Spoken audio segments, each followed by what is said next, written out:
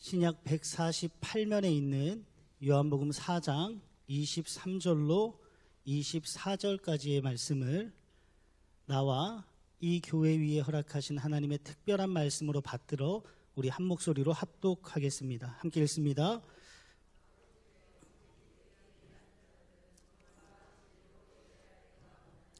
곧 이때라 아버지께서는 자기에게 이렇게 예배하는 자들을 찾으시느니라. 하나님은 영이시니 예배하는 자가 영과 진리로 예배할지니라. 아멘. 할렐루야. 구준일기 가운데서도 주님을 사랑하고 그리고 주님의 몸된 교회를 사랑하는 마음으로 이 자리에 나오신 우리 시온의 가족 한 분 한 분을 주님의 이름으로 사랑하고 축복합니다. 힘써 나오신 거 맞으시죠? 그래요, 맞아요. 힘써 나오신 겁니다. 이 정도면. 근데 그냥 가면 너무 아쉬워요. 그렇기 때문에 주님께서 우리를 위해 예배하신 은혜와 사랑을 꼭 받아 누리며 갈 수 있는 아름다운 시간이 되기를 주님의 이름으로 축복합니다. 그런 의미에서 우리 앞뒤 좌우분들과 한번 이렇게 인사를 나눠보시죠. 예배의 감격을 회복합시다. 한 번 더 인사 나누시겠습니다. 하나님이 찾으시는 예배자가 됩시다. 아멘. 우리가 서로 미리 감사하고 축복함으로 고백한 그 말씀을 따라 하나님께서 우리에게 예배의 감격을 회복할 수 있는 은혜를 허락해 주실 것이요, 그리고 우리 각 사람을 특별히 이 교회를 하나님이 찾으시는 예배자의 공동체로 아름답게 세워나가실 줄 믿습니다. 그 은혜와 감격을 가지고서 오늘 말씀을 함께 나누는 복된 시간이 되기를 주님의 이름으로 축복합니다. 오늘 본문 말씀은 우리에게 너무나도 잘 알려진 말씀이죠. 이제 사마리아 여인과 예수님의 이제 담론을 담고 있는 중요한 내용입니다. 크게 두 가지를 이야기하고 있죠. 주제의 키워드만 가지고 얘기하면 전반부는 영원한 생명수와 관련된 이야기를 나누게 되고, 그리고 오늘 우리가 본문으로 좀 집중해야 될 후반부에는 참된 예배가 무엇인가, 살아있는 예배가 무엇인가, 감격적이고 하나님을 향하여 활짝 열려있는 예배가 과연 무엇인가, 그에 대해 이야기를 하고 있습니다. 먼저 서두는 이제 사마리아 여인이 꺼내들고 있죠. 그러니까 문제 제기를 하고 있다는 것입니다. 쉽게 말해서 이 여인이 의아해했고 궁금해했던 것은 예배 처소와 관련된 문제였습니다. 그러니까 예루살렘 성전에서 예배 드리는 게 맞는 겁니까? 사마리아 성전에서 예배 드리는 것이 옳은 것입니까? 유대인들은 자신들의 율법에 따라 예루살렘 성전에서 예배를 드리는 것이 옳다라고 생각하는데, 선생님이요, 당신은 어떻게 생각하십니까? 근데 이 배경을 좀 이해할 필요는 있어요. 예루살렘 성전, 사마리아 성전, 이 두 민족 사이에 갈등이 있었거든요. 그러니까 솔로몬의 성전이 무너지고 난 이후에 소박했지만 그러나 하나님을 사랑하는 마음으로 십시일반 그 당시 백성들이 쌓아 올린 성전이 스룹바벨 성전이거든요. 제2성전이라고도 이야기를 합니다. 그런데 그 성전을 지을 때에 유대인들이 사마리아인들도 참여하기를 원했거든요. 야, 우리도 좀 같이 하자. 우리도 하나님을 사랑하는 백성 아니더냐. 함께 하자. 그랬는데 유대인들이 그들을 밀어내요. 아니야, 너희는 참여하지 마. 너희는 아수르 제국의 정복으로 말미암아 혼합 민족이 되었잖아. 그런 너희들이 어떻게 이 거룩한 하나님의 성전을 지을 수 있겠어? 오지 마. 갈등이 생기게 됩니다. 그런데 하나님은 예배를 해야겠고 그들의 예배 초소는 사라진 이 지경에서 사마리아인들이 최선은 아니지만 차선으로 선택한 것이 바로 그리심산. 그리심산이 어딘 줄 아시죠? 모세가 이스라엘 백성들을 마지막으로 축복한, 소위 말해서 축복의 산이라고 불리던 그곳에 바로 사마리아 성전을 짓습니다. 그로부터 약 200년간 그냥 그럭저럭 지내면서 살아요. 그런데 이제 BC 129년에 하스모니안 왕조의 힐카누스에 의해서 그 사마리아 성전이 완전히 붕괴되게 됩니다. 성전을 잃어버리게 된 것이죠. 그럼에도 불구하고 예루살렘 성전에 들어갈 수 없었던 그들이 선택한 영적인 장소, 여전히 모세의 축복이 선포되었던 장소, 성지라고 믿었던 그곳에서 여전히 사마리아인들은 예배를 드리고 있었습니다. 이 논쟁 가운데에 끊임없이 영원히 풀리지 않을 물과 기름처럼 섞여 있는 이 문제, 해결할 수 없는 이 문제를 사마리아 여인이 이야기하는 것이죠. 어디에서 예배를 드는 것이 옳은 것입니까? 그런데 예수님은 그 여인의 문제의 담론에 동의하지 않아요. 그 사람은 예배의 상황에 대해서, 현실에 대해서, 장소에 대해서 이야기를 하는데, 현상적인 문제에 대해서 이야기하는데 예수님은 거기에 대해서 관심이 없으십니다. 곧장 예배의 본질에 대해서 이야기를 하죠. 그러면서 오늘 우리에게 주신 말씀이 그에 대한 대답입니다. 뭐라고요? 다시 한번 우리 짧은 구절이니까 함께 합독하겠습니다. 아버지께 참되게 예배하는 자들은 영과 진리로 예배할 때가 오나니 곧 이때라. 아버지께서는 자기에게 이렇게 예배하는 자들을 찾으시느니라. 하나님은 영이시니 예배하는 자가 영과 진리로 예배할지니라. 아멘. 두 가지를 얘기하고 있습니다. 첫째는 뭐예요? 예배는 우선순위에 있어서 장소가 중요한 게 아니야. 하나님이 받으실 만한 예배를 드려야 되는 거지. 예배의 본질이 중요한 거야. 그 본질이 뭐라고요? 오늘 본문의 표현대로 하자면 영과 진리로 드리는 예배가 된다는 거예요. 두 번째 더 중요한 것이 있습니다. 이러한 사람들을 누가 찾으신다고요? 영과 진리로 예배를 드리는 그 참된 예배자들을 오늘 이 시간에도 누가 찾으신다고요? 하나님이 찾으신다고요. 그게 포인트라는 것입니다. 그렇다면 여기에서 우리가 한 걸음 더 나아가서 한 번 더 물어야 됩니다. 그렇다면 예수님께서 말씀하신 영과 진리로 드리는 예배라는 것이 과연 무엇인가? 라고 하는 것이죠. 먼저 영으로 예배를 드린다라고 할 때는 크게 두 가지 해석 모두 가능한 것 같습니다. 첫 번째는 이 영으로 번역된 게 헬라어로는 푸뉴마라고 하거든요. 명사로 성령이라고 우리가 흔히 받아들이는 단어입니다. 그러니까 이걸 영으로 예배를 드린다라고 했을 때 성령의 인도하심을 따라, 성령의 가르치심을 따라 성령께서 디자인하신 그 예배의 모습으로 예배를 드려야 한다는 것입니다. 그러니까 우리 감정에 따라 우리 마음대로 예배를 드려서는 안 된다는 것이죠. 그런데 동시에 이와 함께 오늘 주제와 관련하여 조금 더 무게감을 실어 이야기하고 싶은 부분이 있는데, 그것은 다른 것이 아니라 형식이 아니라 우리 인간의 입장에서, 드리는 입장에서 형식이 아니라 온 마음과 정성을 다해 드리는 살아있는 예배. 우리의 영으로 소통하지 않습니까? 하나님과 영으로 우리와 소통하시는 그 하나님께 내 온 삶을 담아 드리는 그 예배를 우리가 드려야 한다라고 예수님은 말씀하신 것이죠. 두 번째로 진리를 따라 드리는 예배라는 것이 무엇입니까? 진리를 따라, 그것은 참된 방법으로 드리라는 것입니다. 그러니까 하나님이 말씀하신, 하나님이 선하신 뜻에 따라 디자인된 그 예배의 형식을 따라 우리가 예배를 드려야 한다는 것이죠. 여러분, 간단하게 얘기해서 우리가 왜 오전 11시에 소위 말하는 대예배라고 하는 표현을 써가면서 그때 예배를 드리는 것입니까? 그것도 하나님이 디자인하신 한 방법이라고 하는 것이죠. 우리는 그걸 인정하기 때문에 월요일 오전 11시에 오셔도 되잖아요. 근데 왜 굳이 주일 11시에 오시냐고요? 그게 디자인이라고 하는 것입니다. 내 마음대로 나는 새벽은 내가 2번 깨어났다가 다시 살아난다 해도 이건 못 드리겠어. 새벽 예배는 왜 드리는 거야? 하나님이 정하셨다니까요. 어느 목사님이 그렇게 말씀하시더라고요. 저도 절반은 동의했습니다. 이놈의 새벽 예배는 누가 만들었냐고. 그러니까 옆에 계신 목사님이 그랬대요. 예수님이 만드셨다고. 새벽마다 예수님이 기도하셨다고. 맞아요. 예수님이 디자인하셨다는 것입니다. 그분의 뜻하심, 그러니까 하나님의 뜻하심이 교회라고 하는 공동체에는 어떻게 표현되어지는 것입니까? 우리가 하나된 마음으로 결의된 형태에 따라 예배를 드려야 한다라고 하는 것입니다. 나는 누워서 예배 드리는 게 좋은데, 그럼 여기 누워서 드리면 여기서는 안 돼요. 저기 딴 교회 가셔야 됩니다. 나는 예배 시간 때 핸드폰 하면서 목사님 말씀 듣고 싶은데, 그럼 저기 딴 교회 가셔야 돼요. 온양 시온교회는 안 돼요. 왜요? 그게 우리가 하나님 앞에서 이렇게 우리의 마음을 담아드리는 예배의 형태이니까요. 그러니까 이 두 가지, 그러니까 본질과 현상이 함께 어우러진 예배를 하나님은 기대하신다라고 하는 것입니다. 그렇다면 오늘의 이 말씀을 토대로 하여 우리가 예배의 감격을 회복하기 위해서 어떻게 해야 될까요? 먼저는 우리가 기억해야 될 필요가 있습니다. 따라해 보시죠. 예배의 디자인은 하나님이 하셨습니다. 맞아요. 하나님이 하신 겁니다. 믿기 힘드시죠? 여러분이 성경을 잘 읽으시죠?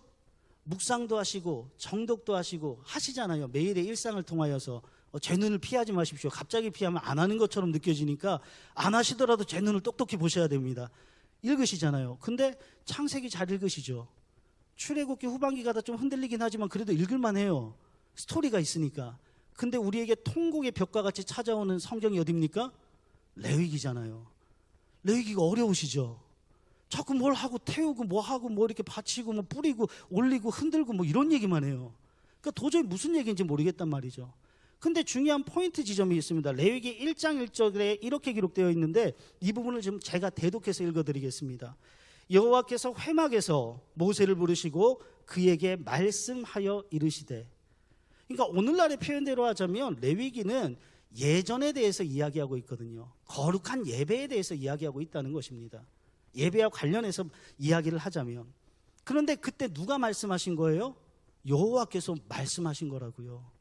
그러니까 모세라고 하는 지도자가 총명한 지혜를 가지고서 예배를 디자인한 것이 아니라 여호수아를 중심으로 하여 그 자리에 모여있던 지도자들이 합의를 통하여서 예배를 디자인한 게 아니라 이스라엘 백성들이 민주적인 방법으로 투표를 통해서 이렇게 우리가 예배를 하나님께 드리겠습니다 결정한 사항이 아니라 하나님이 직접 디자인하셨다는 것입니다. 그래서 레위기에 성경대학 1기를 잘 수료하신 분들은 알고 계시죠? 5대 제사, 4가지 제사 방법에 대해서 나오잖아요. 두려워하지 마십시오. 그걸 얘기하려고 하는 게 아닙니다. 그건 그때 하셨으니까. 그리고 감사하게도 좀 잊어버리셔야 돼요. 잊어버리셔야 저도 목사 노릇을 할 거 아니에요. 또 가르치고, 그죠? 또 잊어버리시고, 저는 또 얘기하고. 그럼 합이 맞는 겁니다. 중요한 건 본질을 아는 게 중요하다 그랬잖아요. 레위기의 본질이 뭐예요? 여러분, 레위기가 전체적으로 이야기하는 핵심 메시지는 따라해 보시죠. 온전한 드림. 맞아요. 하나님께 우리의 삶을 온전히 드리는 것입니다. 그것에 대해 이야기를 하고 있다고요. 그것을 풀어내는 방법이 5대 제사, 4가지 제사 방법에 대해서 이야기를 풀어나가고 있는 것입니다. 그런데 중요한 것이 있죠. 레위기가 이 온전한 드림을 위해서 꼭 기억해야 된다라고 이야기하는 2가지를 이야기하고 있습니다. 첫 번째는 뭐예요? 예배를 누가 디자인하셨다고요? 맞아요. 그러면 예배를 받으시는 주체는 누구세요? 하나님이시죠. 그러니까 여러분, 이걸 이렇게 우리의 입장에서 바꾸어서 표현할 수 있습니다. 예배를 함부로 드리면 안 된다는 겁니다. 우리 마음대로 드리면 안 된다는 겁니다. 하나님이 받으시는 것이기 때문에 하나님이 받으실 만한 선물이 되어질 수 있도록 우리가 예배를 드려야 된다는 것입니다. 이게 첫 번째로 중요하다고요. 온전한 드림을 위해서. 2번째는 뭐예요? 그 예배를 누가 드리는 것입니까? 성경 레위기에서 이야기하자면 나는 아닌데요. 그때 없었는데요. 그죠? 저도 없었어요. 이스라엘 백성들이잖아요. 이 말씀을 누구에게 주신 거예요? 이집트 사람들에게 준 거예요? 이제 들어가야 될 가나안 인고 민족에게 주신 거예요? 아니에요. 우선순위에 있어서는 이스라엘 백성들에게 주신 거라고. 이게 의미하는 바가 커요. 이스라엘 백성들이 하나님의 구원의 은혜를 경험했잖아요. 무슨 사건을 통해서? 출애굽 사건을 통해서. 그러니까 예배는 누가 드릴 수 있는 거예요? 하나님의 기적과도 같은 은혜의 구원을 경험한 사람만이 예배를 드릴 수가 있는 거라고요. 그러니까 예배는 아무나 드릴 수 있는 것도 아니에요.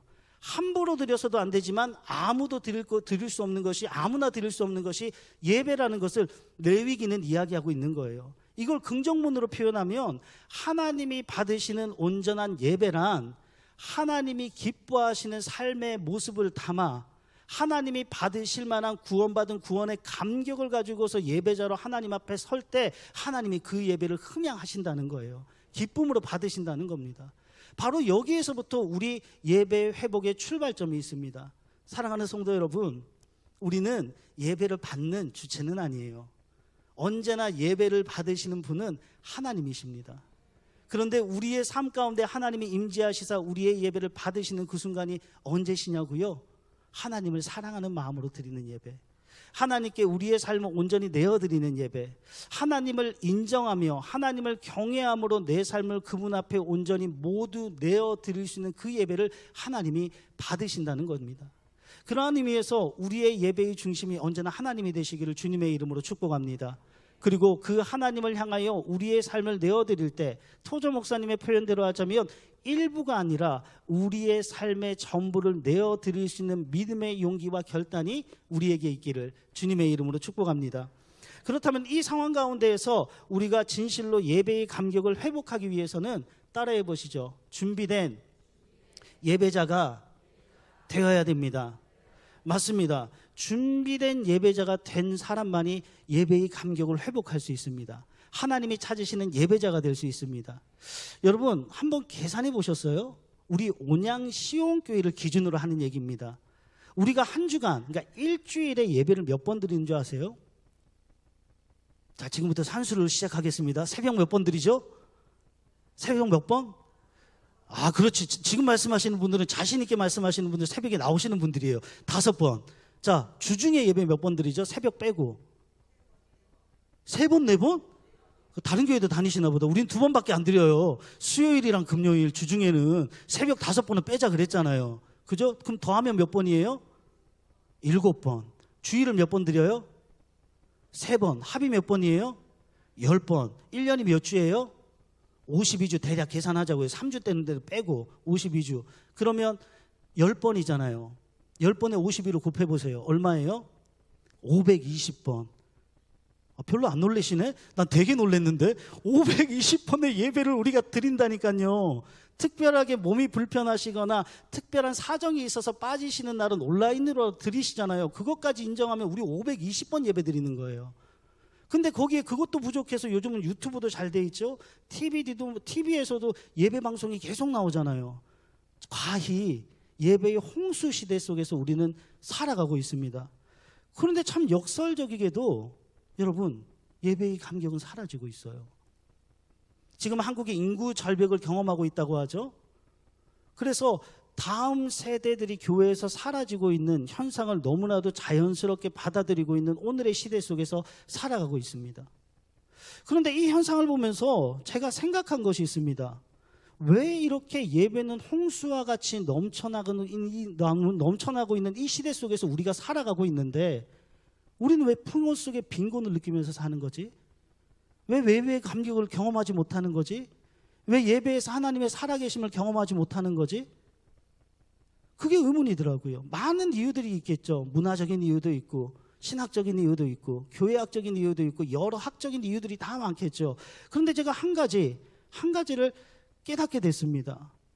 뭐냐 하면 우리가 예배를 준비함에 있어 대가를 지불하지 않더라고요. 이전의 세대와 비교했을 때 예배를 준비하는데 너무 사소하게 준비하더라고요. 여러분 혹시 이상하게 생각하신 적 없으세요? 우리의 예배에는 리허설이 없어요. 물론 저는 리허설을 하죠. 예배를 돕는 자이고 준비하는 자이고 또 예배자이기도 하니까. 근데 여러분 우리의 예배에 리허설이 없다는 게 되게 이상해요. 하나님을 예배하는 건데.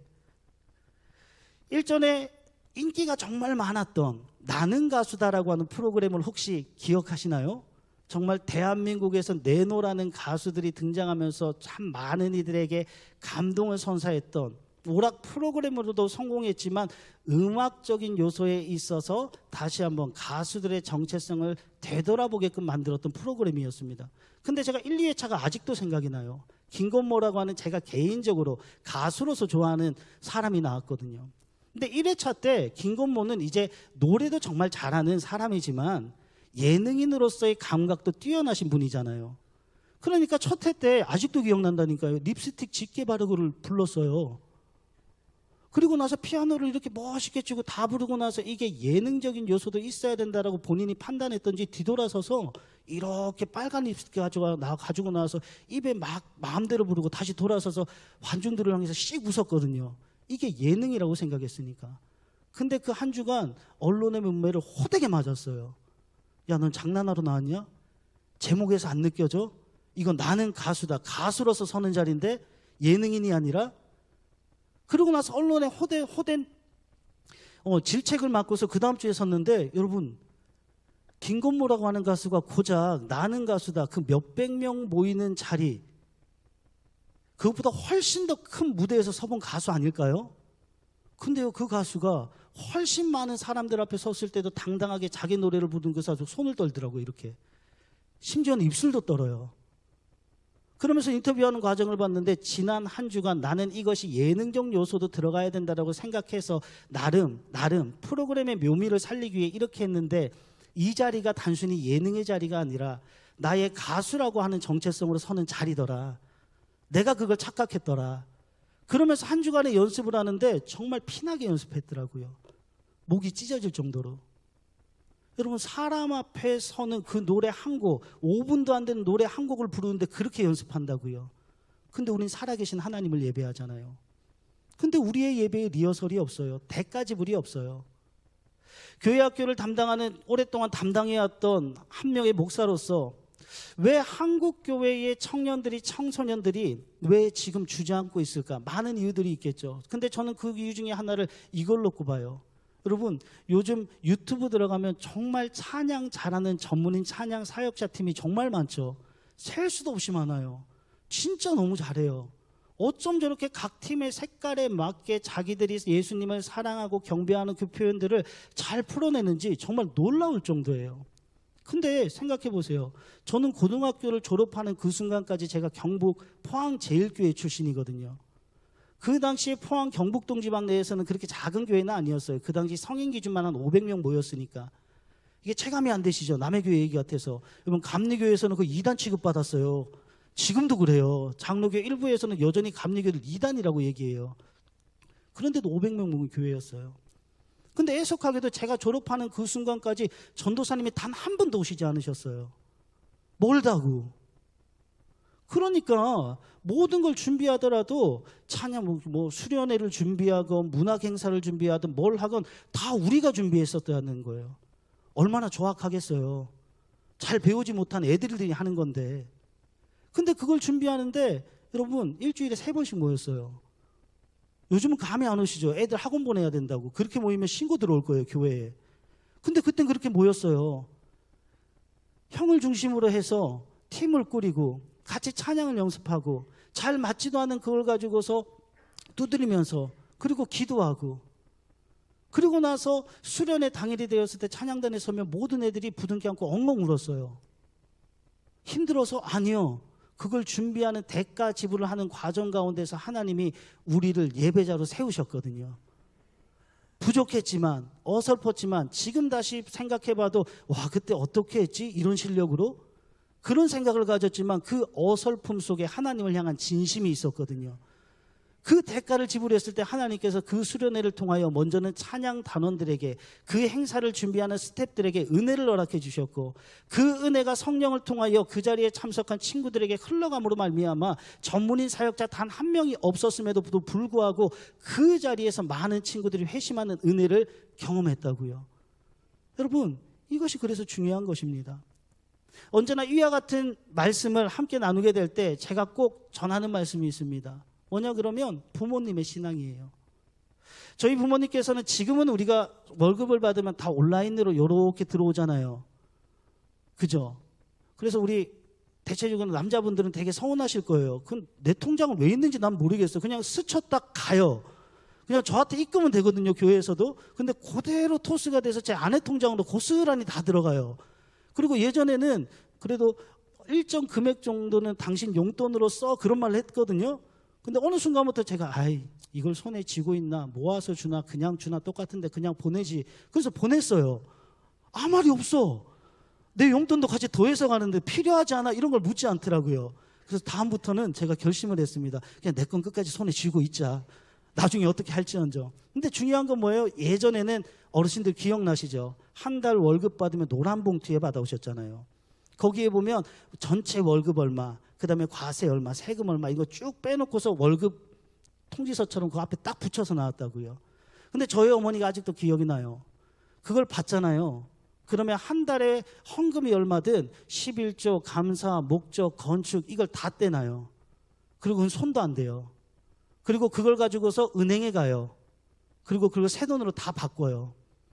그리고 새 돈이 없다. 그럼 그걸 다리미로 다 다리세요. 똑같은 돈이잖아요. 근데 그렇게 예배를 준비하셨다니까요. 근데 이건 어머니 신앙이니까 상관없어요, 저는. 그건 어머니가 알아서 할 분량이니까. 근데 저와 걸려있는 게 언제나 불편했어요. 그 당시 아이들이 대체적으로 남아들이 좋아했던 것 중에 하나가 그냥 동네에서 축구하는 거였잖아요.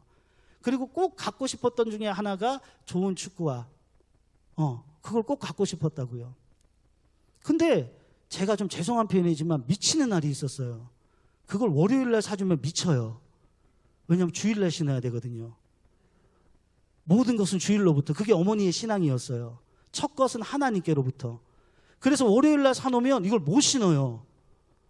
이걸 신어야 되는데, 애들한테 자랑해야 되는데, 우리 엄마 아빠가 이거 사줬다고. 근데 주일날 신어요. 그래서 오죽했으면 제가 어린이 정장 있죠, 거기에다가 축구화 신고 교회 갔다니까요. 너무 신고 싶어서. 그랬던 시절이에요. 심지어 속옷까지도 주일날 먼저 입었어야 됐었어요. 그리고 토요일이 되면 저는 안 씻어도 될 것 같은데 꼭 목욕을 시키세요. 아니, 나 안 된다니까, 괜찮아. 그런데도 목욕을 다 시키세요. 왜 그랬을까요? 그게 어머니 나름의 하나님을 향한 최선이었어요. 그게 예배를 준비하는 거였다고요. 여러분, 그렇게 예배를 준비하는데 예배가 감격이 안 된다고요? 그럼 하나님이 거기에 대해서 보상하셔야 돼요. 그런데 하나님은 어떻게 하세요? 그렇게 예배를 준비하고 하나님 앞에 영과 진리로 설 때 은혜를 부어주신다니까요. 그러니까 여러분, 조금 제가 독한 마음을 품고서 이렇게 말씀드리겠습니다. 은혜 달라고만 얘기하지 마시고 은혜 받을 준비를 해오세요. 하나님은 은혜를 허락할 준비를 끝내셨다니까요. 문제는 우리의 그릇이 준비되어야죠. 큰 그릇을 얘기하지 마시고 깨끗한 그릇으로, 빈 그릇으로 오시라니까요. 그러면 하나님이 그 날에 맞는 은혜의 분량만큼 우리에게 넘치도록 채워주실 줄 믿습니다. 그런 만큼 이번 새생명 전도 출제 때 우리가 첫 번째 목표가 예배거든요. 예배 회복. 근데 예배 회복을 위해서 여러분, 두 가지를 우리가 전략으로 삼았습니다. 실천 방안으로 삼았습니다. 첫 번째는 뭐냐면 따라해 보시죠. 온전히 6주간의 주일 예배 지키기. 맞아요. 여기 계신 분들에게는 그게 커다란 미션이 되지 않으실 겁니다. 그렇기 때문에 한 걸음 나아가서 권면해 드리죠. 여러분의 세론들을 살려내십시오. 예배의 자리에 세워내십시오. 그것이 얼마나 소중한 가치인지를 깨닫게 해주십시오. 여러분만 소중히 여기며 하나님 앞에 서는 것이 아니라 여러분에게 소중한 그 하나님이 내 사랑하는 세론들에게도, 우리의 가족 구성원들에게도 온전히 마음밭에 박힐 수 있도록 여러분이 사랑으로 권면하여 세워내십시오. 그래서 이 6주간이 하나님을 인정하는, 그래서 그 가운데 우리의 예배가 회복되는 아름다운 절기가 되기를 주님의 이름으로 축복합니다. 두 번째 실천 전략은 따라해 보시죠. 1510 예배운동. 이게 뭐냐면 토요일 15분 온 가족이 모여서 기도로 예배 준비하는 거예요. 없으면 나 혼자 하세요. 제가 잘하는 게 있습니다. 하나님 없으면 저 혼자부터 시작하죠 뭐. 나 혼자부터 하는 거예요. 혼자 하는 게 되게 어정쩡하잖아요. 그럼 거울 하나 갖다 놓으세요. 보면서 서로 둘은 되잖아요. 그럼 비치니까. 그 얘기하셔. 그럼 뭐 소리는 들리고 앞에 있는 것 같고, 그러니까 기도하시고 그러면 되잖아요. 그죠? 하시는 거예요. 나로부터 15분 예배 기도로 준비해 보세요. 그리고 10분 일찍 먼저 와서 그냥 예배 시작하기 1분 전에 커트라인 맞춰서 딱딱 들어오는 게 아니라, 심지어는 목사님 말씀 시작하는 그 순간에 들어오는 것이 아니라 여러분 들어오시라니까요. 10분 먼저. 그래서 기도하며 찬양으로 예배 준비하세요. 오늘 예배를 집례하시는 목사님을 위해서 기도해 주시고, 대표기도 담당하시는 권사님들과 장로님들 위해서 기도해 주시고, 특별히 이 자리에 참석하는 우리 사랑하는 성도들이 오늘의 이 시간을 통하여 내 삶 가운데 임재하시사 살아 역사하시는 그 하나님을 만날 수 있도록 기도해 주세요. 여러분, 그렇게 하는데 어떻게 하나님이 너무 이쁜데 그 모습이 어떻게 은혜를 부어주지 않으시겠습니까? 그런 만큼 우리가 오늘의 이 새생명 전도축제를 기점으로 준비된 예배자, 하나님이 기뻐하시는 예배자로 새롭게 거듭날 수 있기를 주님의 이름으로 축복합니다. 두 번째로 따라해 보시죠. 삶의 예배자. 맞아요. 삶의 예배자가 될 때에 우리가 예배의 감격을 회복할 수 있습니다. 성경에 나와 있는 인류 최초의 예배자가 등장하죠. 그게 가인과 아벨입니다. 잘 알고 계시다시피 하나님께서는 가인의 제물은 받지 않으셨어요. 근데 아벨의 제물은 받으셨거든요. 그래서 이 사건을 두고 히브리서 기자는 11장 4절에 이렇게 기록합니다. 믿음으로 아벨은 가인보다 더 나은 제사를 하나님께 드림으로 의로운 자라 하시는 증거를 얻었으니. 그러니까 하나님께서 가인의 예배를 받지 않으신 이유를 여기에서 절반은 이미 설명을 다 하신 거죠. 가인의 예배는 믿음의 예배가 아니었다라는 것이에요. 그렇다면 우리가 한 번 더 물어야 됩니다. 가인의 예배가 믿음의 예배가 아니었다라는 증거가 어디에 있는가? 성경은 기록이 안 돼 있어요. 그런데 창세기에 나와 있는 그 말씀의 전후 사정을 따져봤을 때 상황적으로 충분히 가늠할 만한 이야기입니다. 뭐냐 그러면 하나님께서 가인의 예배를 받지 않으셨을 때 누구를 돌아봐야 돼요? 자기 자신을 돌아봐야죠. 그런데 가인이 성경에 분명히 기록되어 있죠. 어떻게 해요? 몹시 분하여 안색이 변했다라고 이야기를 하고 있습니다.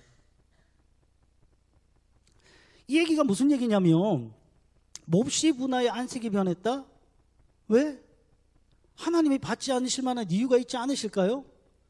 이유가 있겠죠. 근데 하나님 받지 않으셨거든요. 그의 예배에 문제가 있었다는 것입니다. 그렇다면 도대체 무슨 문제가 있었는가? 그 다음 장면에 등장을 해요.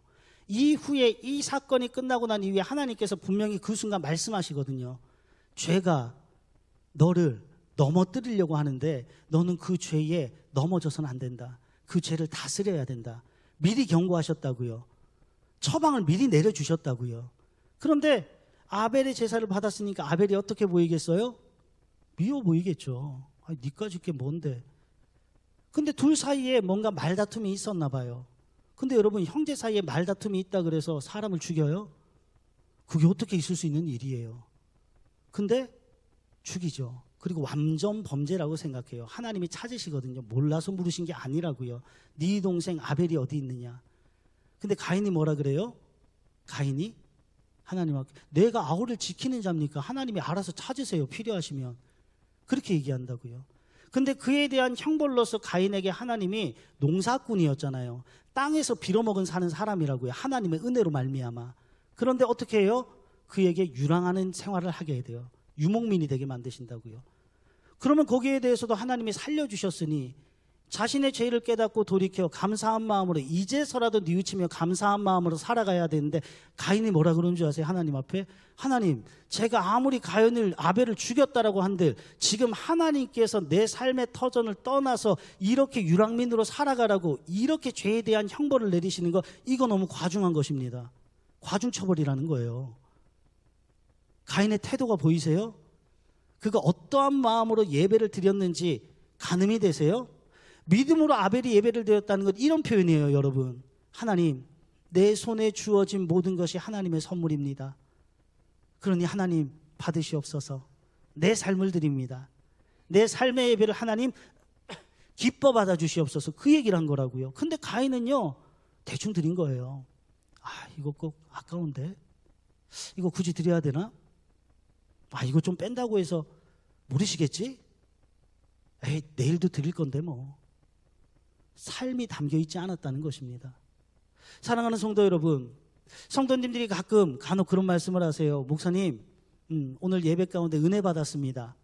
감사하죠. 저는 언제나 저에게 그런 표현을 할 때 저는 단 한 번도, 이제 야구로 표현하면 제가 설교를 할 때 단 한 번도 홈런을 친 적이 있다라고 생각하지 않거든요. 오늘도 내려가서 저희 아내한테 제가 울면서 얘기할 겁니다. 왜 이렇게밖에 못하지? 그 얘기를 할 거예요. 그러니까 그 말씀을 하나님의 위로와 격려의 말씀으로 저는 들어요. 감사함으로. 그런데 동시에 성도님들에게 제가 전하고 싶은 말씀은 있습니다. 온양 치유교회 와서는 제가 아직도 단 한 번도 하지 못한 이야기예요.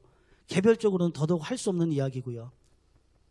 제 속마음을 얘기하면 이렇습니다. 목사님 은혜 받았습니다 라고 얘기를 하잖아요. 그러면 제가 그렇게 얘기해드리고 싶어요. 그러니까 공식적으로 한 번 하고 다음부터는 안 할게요.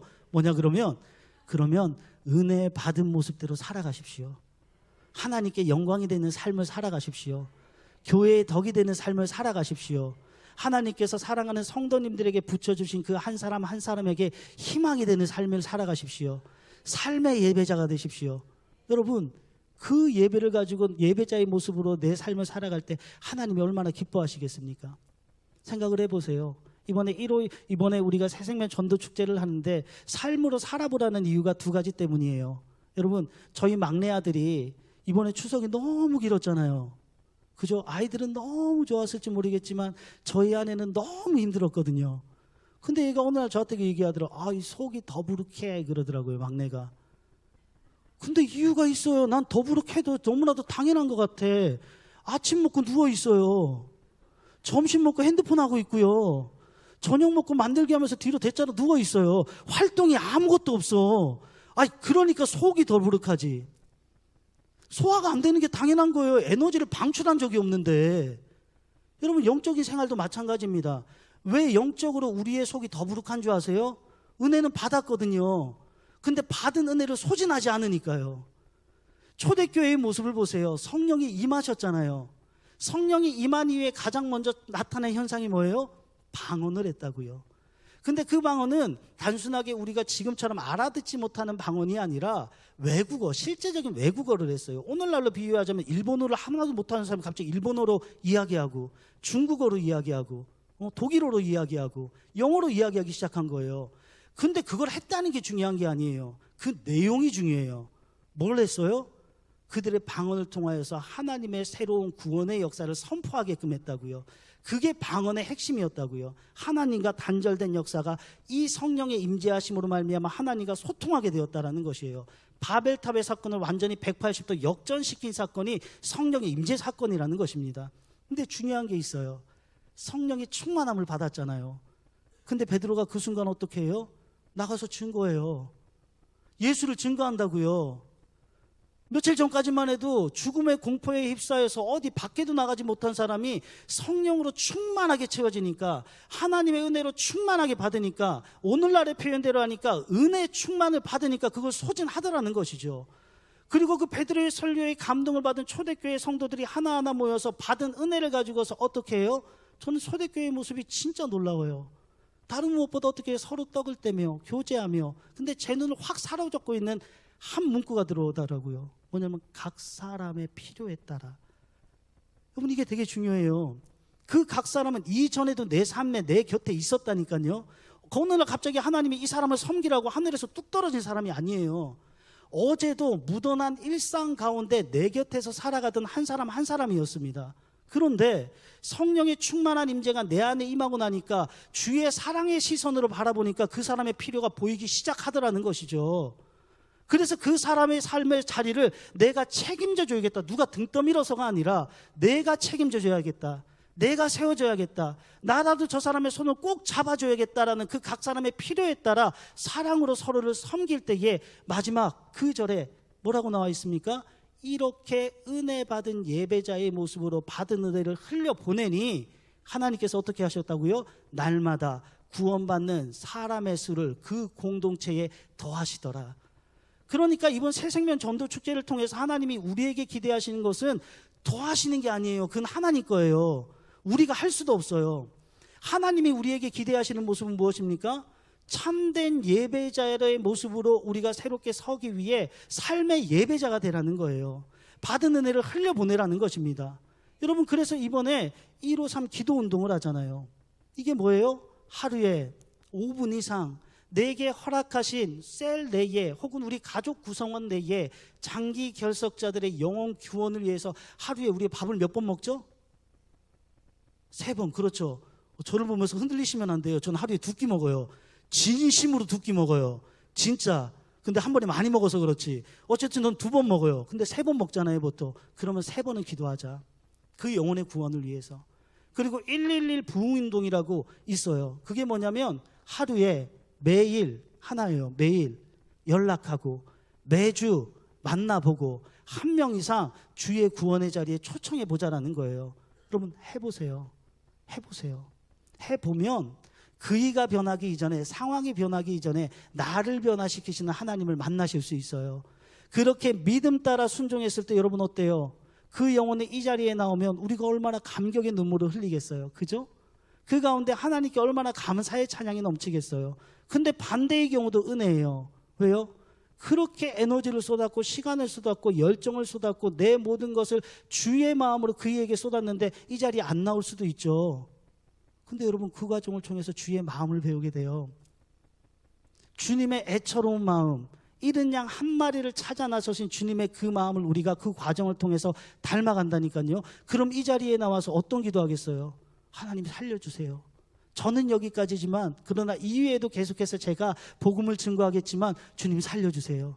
저에게 지혜를 주시고 저에게 능력을 주시고 다른 무엇보다 끝까지 나를 사랑하신 예수님의 사랑을 닮아 내가 그 영혼을 책임지게 해주세요. 그러면 그 기도로 하나님 앞에 서지 않겠습니까? 그러면 예배가 감동이 될 수밖에 없죠.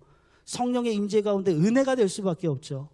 그런 의미에서 오늘 우리가 하나님의 찾으시는 삶의 예배자로 새롭게 서기를 간절히 소원합니다. 이 말씀을 끝으로 우리가 함께 광고하고 함께 찬양하며 기도할 터인데요. 여러분, 제가 목회를 하면서 꼭 가슴에 새기는 말씀이 있습니다. 그 말씀이 뭐냐면 따라해 보시죠.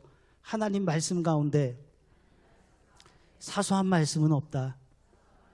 맞아요. 내가 하나님의 말씀이 내게 허락되어진 말씀이 있는데 그 말씀 가운데 감히 내가 이 말씀은 사소한 거야 그렇게 치부해버릴 말씀이 없다라는 것입니다.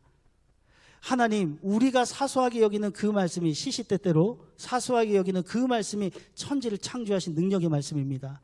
시시때때로 우리가 무시하고 외면하는 그 사소한 말씀이 우리를 모든 죄와 사망 권세로부터 구원하신 생명의 말씀이요 사랑의 말씀입니다.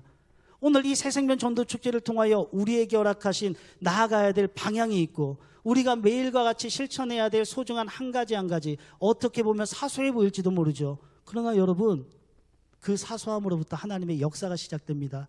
왜요? 하나님을 사랑하는 열정과 우리의 순종이 담겨 있기 때문이죠. 바로 이것으로 여러분이 하나님이 찾으시는 예배자의 모습으로 세워지기를 간절히 소원합니다. 그리하여 이 6주간의 여정을 모두 마치고 우리가 하나님 앞에 섰을 때에 이 고백이 있기를 간절히 소원합니다. 한번 따라해 보시죠. 하나님, 감사합니다. 하나님, 살아계십니다. 하나님, 우리의 삶을 다해 찬양합니다. 아멘. 이 고백이 우리의 참된 신앙 고백이 되어질 수 있기를 주님의 이름으로 축복합니다.